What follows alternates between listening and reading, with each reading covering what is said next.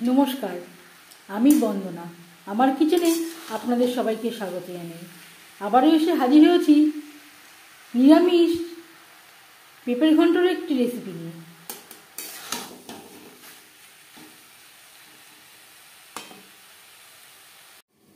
পেঁপের ঘন্ট তৈরি করার জন্য সবার প্রথমে পেঁপে খোসা ছাড়িয়ে একটা পেঁপেকে 4 টুকরো করে কেটে নেব, 4 ফালি করে, আর পরিষ্কার করে ধুয়ে নেব। খোসা ছাড়িয়ে একটা পেঁপেকে 4 ফালি করে কেটে নিয়েছি আর পরিষ্কার করে ধুয়ে নিয়েছি। লাউ পেঁপে আমি এভাবেই রান্না করে থাকি।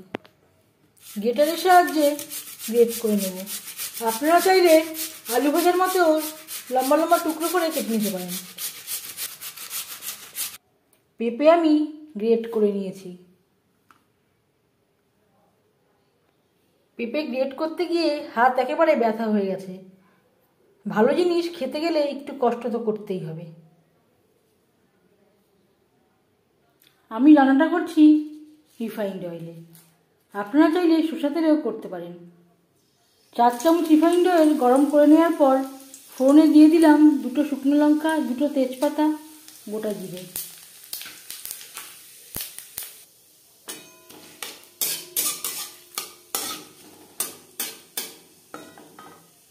পনেরো 20 সেকেন্ড ভেজে নেওয়ার পর দিয়ে দেবো পেঁপে।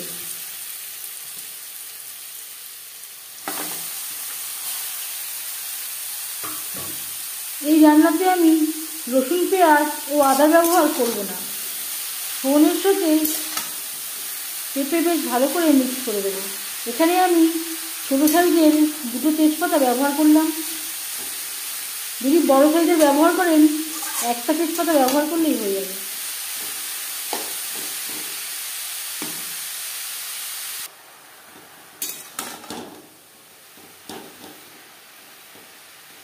দু 3 মিনিট নাড়াচাড়া করে নেওয়ার পর দিয়ে দেবো স্বাদ মতো লবণ। পেঁপের সাথে লবণ বেশ ভালো করে মিক্স করে দেবো।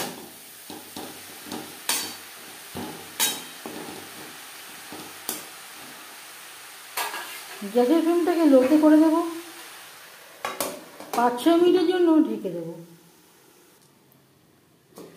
6 মিনিটের বেশি সময় হয়ে গেছে। পেঁপে বেশ ভালো করে সিদ্ধ হয়ে গেছে। এর মাঝে আমি 1-2 বার নাড়াচাড়া করে দিয়েছি। এই পর্যায়ে আপনারা চাইলে চিনির ব্যবহারও করতে পারেন। আমি আর চিনির ব্যবহার করছি না। দিয়ে দেব 1 চামচ ভাজা জিরের গুঁড়ো, 1 চিমটি গরম মশলা পাউডার। জিরের গুঁড়ো, গরম মশলা পাউডার পেঁপের সাথে বেশ ভালো করে মিক্স করে দেবো। এই সময় আমি গ্যাসের ফ্লেমটাকে মিডিয়ামে রেখেছি। আর দিয়ে দেব ঘি।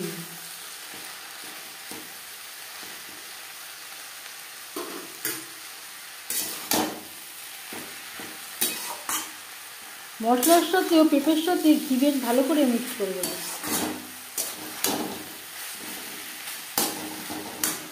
এই রান্নাতে আমি আর হলুদ ব্যবহার করলাম না। আপনারা চাইলে পরিমাণ মতো হলুদ ব্যবহারও করতে পারেন।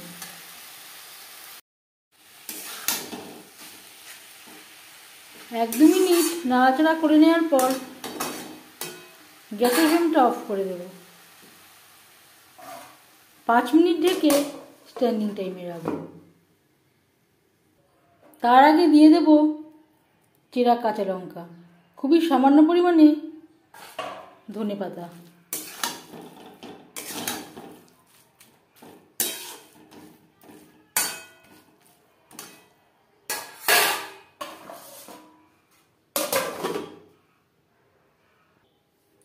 নিরামিষ পেঁপের ঘন্ট রেসিপিটি কেমন লাগলো অবশ্যই জানাবেন কমেন্টের মাধ্যমে। যদি এই রেসিপিটি ভালো লেগে থাকে লাইক করবেন, শেয়ার করবেন, সাবস্ক্রাইব করবেন আমার চ্যানেলটিকে। বেল আইকনটা ক্লিক করে দেবেন। যখন আমি নতুন ভিডিও আপলোড দেব তার নোটিফিকেশান সবার আগে আপনার কাছে পৌঁছে যাবে। আপনারা সবাই অনেক অনেক ভালো থাকবেন। এই ভিডিওটি দেখার জন্য ধন্যবাদ।